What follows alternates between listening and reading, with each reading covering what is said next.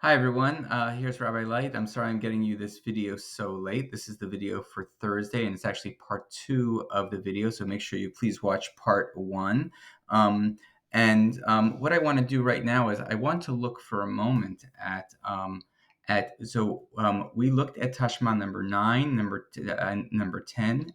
Today we're going to look at number 11 in this video, and we're going to look at number 12 in class on Tuesday.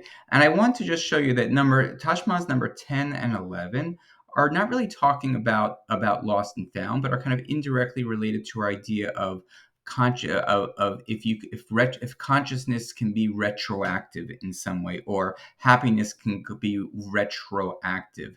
And we saw that with one of the cases. And I also want to show you that really from Tashma 9, 10, 11, and 12, we've kind of switched the stage that actually now we're talking about really Abaye kind of coming out on top, and Rava needs to kind of come back and show that Rava is correct. Well, 10 is actually first, it seems to be Rava that comes out on top, but Rava kind of comes back and says, and by the way, here's what I think Abaye can say to refute what I'm saying in a really easy way. So I think that's just kind of an important and interesting thing to look at. And I want to just take a moment to recall one of the things that we've been thinking about this whole time when we'd be looking at the disagreement between Rava and Abaye. We've been thinking when they disagree with each other, they're always disagreeing about an object that does not have a siman. Because what we've been thinking was when an object does have a siman on it, then both Rava and Abaye would agree that A, the owner would never despair or declare that hefker, and B, the finder will notice the siman and will never think they can keep it. But if you remember in Tashma number 9, we actually saw something that was a little bit different than this, right? A river sweeps away someone's walls and stones, and the finder, it says the stuff belongs to the finder. Now Abaye tries to say, hey, this is what's happening here. This actually proves my point, right? I'm Abaye, and this is the story. A person loses a house wall and it is no siman, and the finder can keep it. Why can the finder keep it? He can keep it because the loser has declared it hefker. It says because the owner of the item has despaired and called the stuff hefker. This proves that if he had not declared it hefker, it would have never belonged to the finder until the loser does so. And Yoni showed us how this reasoning, this logic was actually false.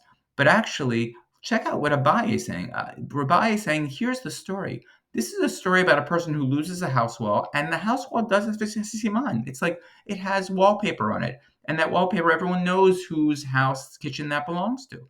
And it goes into the field, it flows into the field because of a flood or something like that. It goes into the field of a neighbor who actually has been over at that kitchen. They know whose wall it belongs to. So normally, if this has a siman, the person whose field it was would never get to keep this, and the owner would never despair.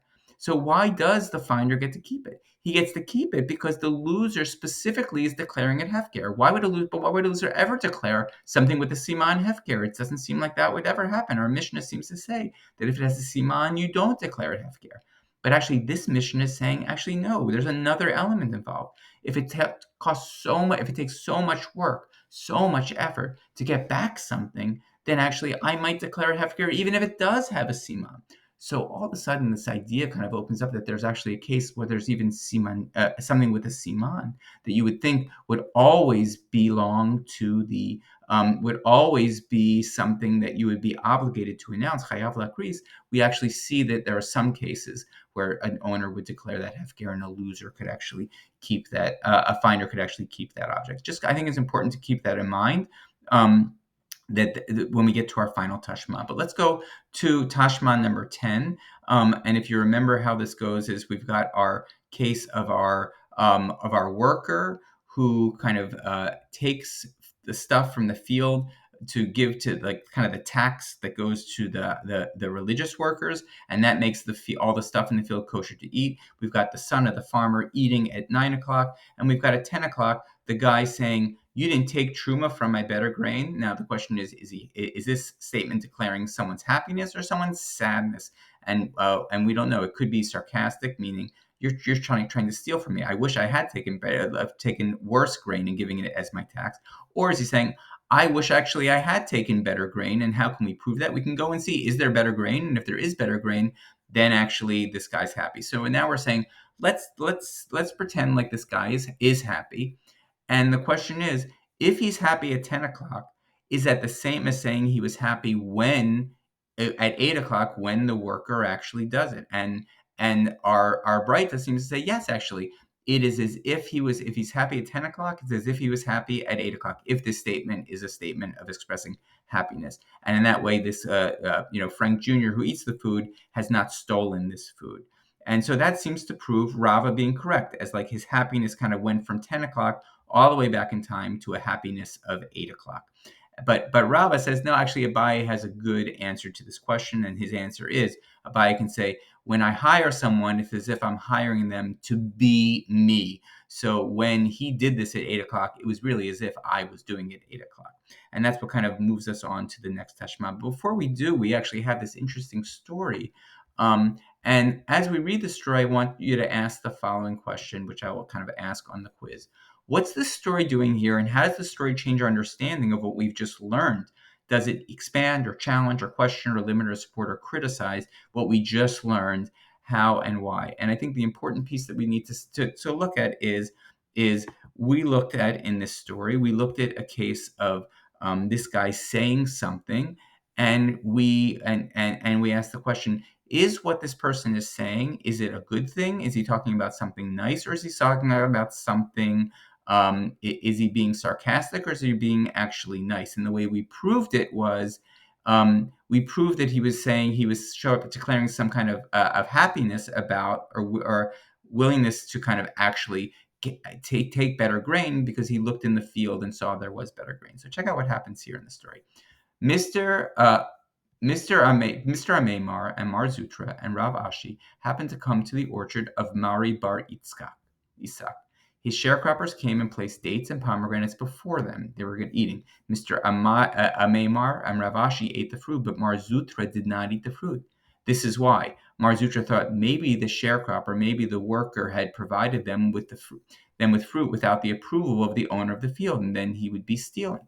Meanwhile, Mari Bar Yitzchak, he's the actual owner, the actual owner of the field, came and found them all eating his fruit and said to his sharecropper, why didn't you bring the sage's fruit from my better quality fruit, right? Why didn't you give these rabbis better stuff? But look at that. And that, if you remember right here, this was the remark that we were saying, is he being sarcastic, or is he being or is he happy, or is this a true statement? Does he really want them to take better stuff? Does he really want his worker to have taken better truma? And the way we proved it by looking and seeing, is there better stuff to take, right? So why didn't the say and so when he says this, the question is, oh, is he being nice? Does he really want us to have eaten nicer quality fruits, or is he being sarcastic here? But Mar Zutra still did not eat the fruit. That's weird. Maimar and Rav Ashi had said to Mar Zutra, now why aren't you eating the fruit? After all, isn't it taught in a Braita, in the case where the owner of the field came and found him and said to him, you should have gone to take the produce, the produce of the better quality, and separate truma from that. And if the produce of the better quality, then the produce he separated is found, the truma is considered truma. Here too, it's clear that Mari Bar Yitzchak approved of the actions of his sharecropper. So they're saying, wait a second, like Mari Bar Yitzchak says a phrase that seems to say that he wishes these people gave quality fruit. If Mari Bar Yitzchak said that, then he's probably saying, the food, I want you to be eating this fruit, and I wish my worker had given you better fruit. But Mar Zutra says to them, here's why I'm still not eating the fruit.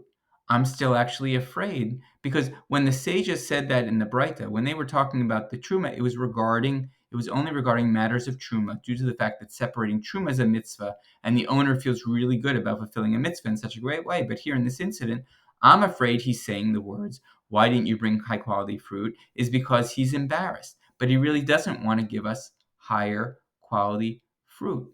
Right. So this is a case, right? Mari Bar Yitzchak says this phrase, and both of the rabbis are kind of interpreting that this is a phrase saying that it's positive, that the Mari Bar Yitzchak really actually wants us to be eating this fruit. But all of a sudden, still Mar Zutra is saying, I'm not so sure about that. I still think that when he says the phrase, why didn't you bring the sages fruit from a higher quality fruit? We would think that actually, um, we would think that that was we would think that that that could be a phrase that's saying, I'm really happy about this, but it also could be saying, I'm not so happy about this. And the two rabbis who are eating it are saying, this is definitely a case where he's really psyched that we're here eating this fruit and wishes he could have given more. But Mar Zutra says, I don't know about that. Here is a case where maybe he's just saying it not because he wants to, but because he's actually embarrassed.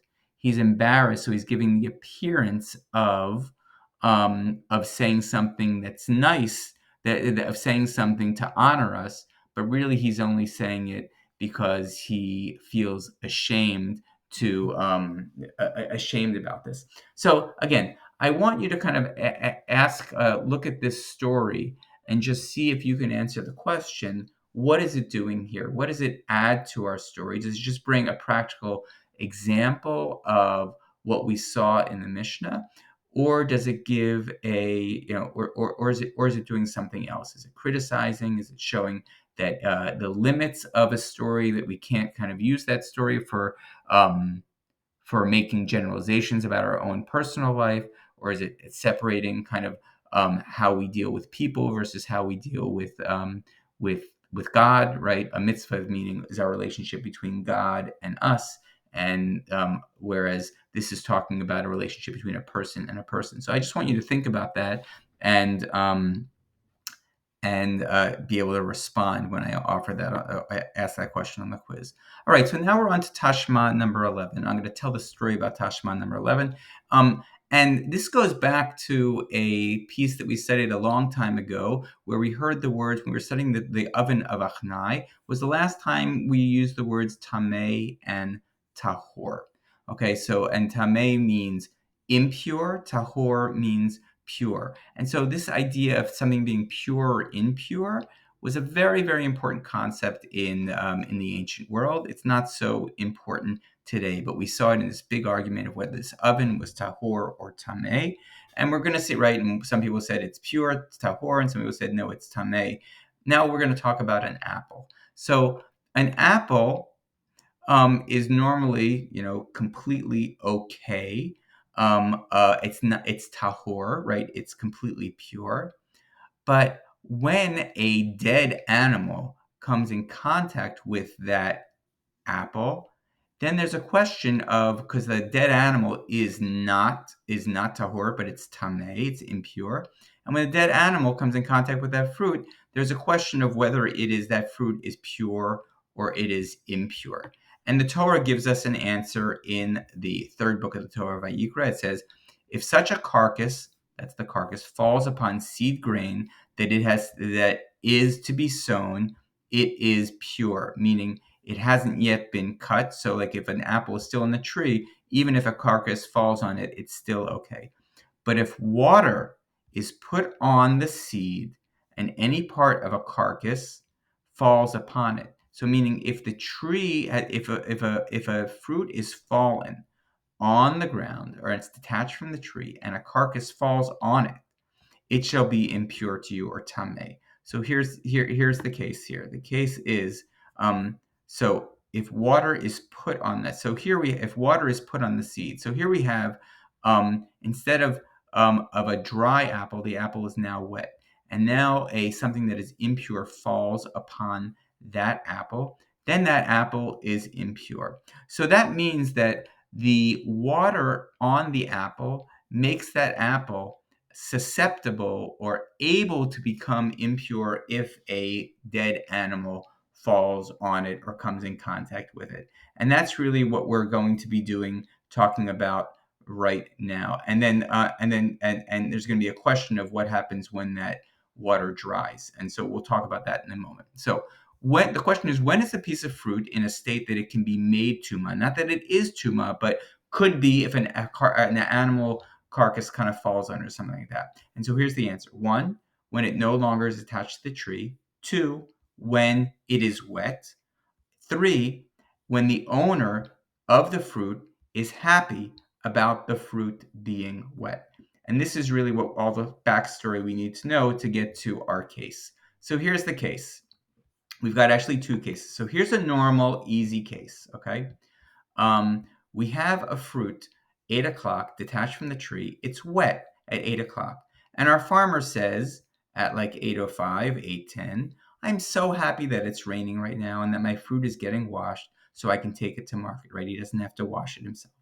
Then at 9 o'clock, the sun comes out, okay? And by 10 o'clock, that apple is completely dry. 11 o'clock, that apple, a carcass falls on that apple, a carcass that is impure, tameh, falls on that apple. And the question is, what is that apple? That apple is impure. Okay, so that's kind of the rule. Okay, here's the guy watching the apple become susceptible or able to become become impure. The sun dries up the apple so the rain is no longer on it, and then and then the apple becomes impure. Now here's a much harder case. Here's the harder case. What happens if at 8 o'clock the apple is all wet? At 9 o'clock, because of the sun, the apple becomes all dry. This farmer guy is saying, I'm so happy that it rained back at 8 o'clock and that my fruit got washed at 8 o'clock from the rain. I look, and now it is dry, and I don't even have to use any of my expensive paper towels to dry them off. And then 11 o'clock comes around, and an animal falls on the apple, right? So now I think you should see, if you toggle back and forth between this case and this case, you see the big difference, right? Here we have a case of a farmer watching the apple become wet, the apple becomes dry, and later on it becomes impure because it comes in contact with. Here, when the farmer sees the apple is already dry. It's not wet. Wetness was what made it able to become tuma. So the question is, he looks at it at 9 o'clock and says, even though the apple is not wet now, I'm happy that the apple was once wet. So the question is, what happens here? So of course, if we're going to say that this apple is impure, then whose idea would that support? If we're going to say, no, that apple is not impure, then who would this idea support? And I hope that you see that if it's impure, then it supports Rava, because it's saying basically his happiness at 10 o'clock, when it's dry, is actually he's saying, I'm happy that it was once wet. It's as if he was standing next to it at 8 o'clock and says, look, it's wet and I'm really happy about it.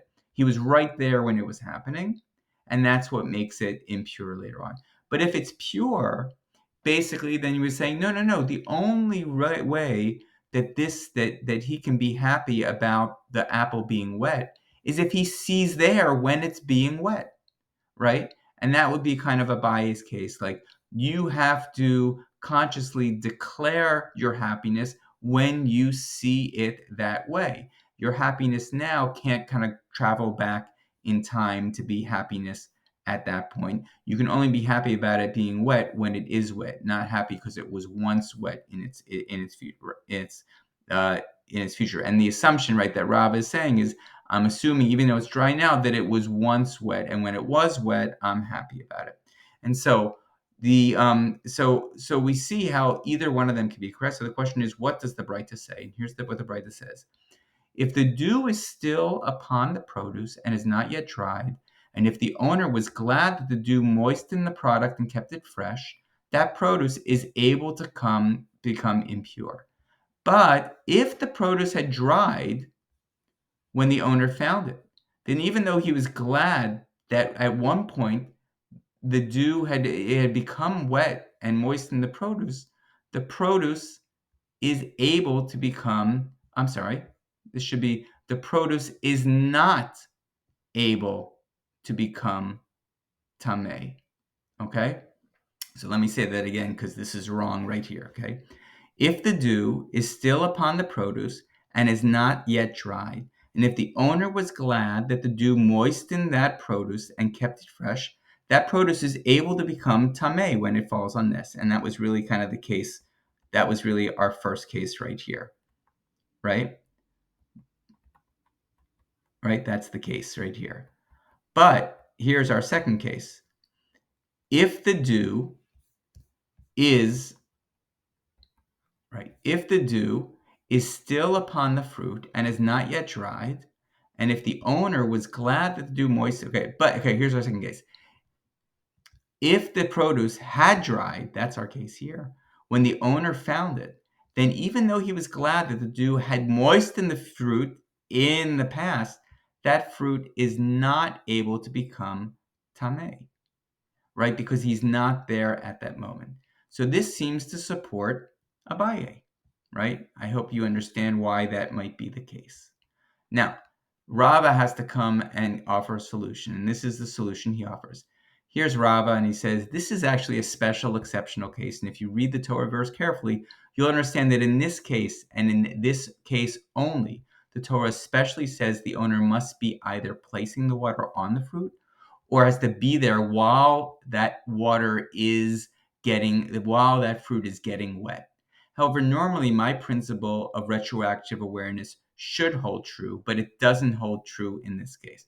Kind of a weak rebuttal from Rava's side, saying this is an exceptional case. Don't use it to kind of show that my ruling is incorrect. This is an exceptional case, and because if you look at the Torah, the wording is strange here, and that's going to show you that even though it disproves what I normally think, just see it as an exceptional case and not as the general rule. Because in general, my rule of retroactive awareness or retroactive of despair, retroactive anything like my thoughts going back in time actually does work. But of course, it doesn't work in this case, and even I, Rava, would agree. So again, and that brings us to our very final Tashma, which we'll do in class, and that's the end of our video today.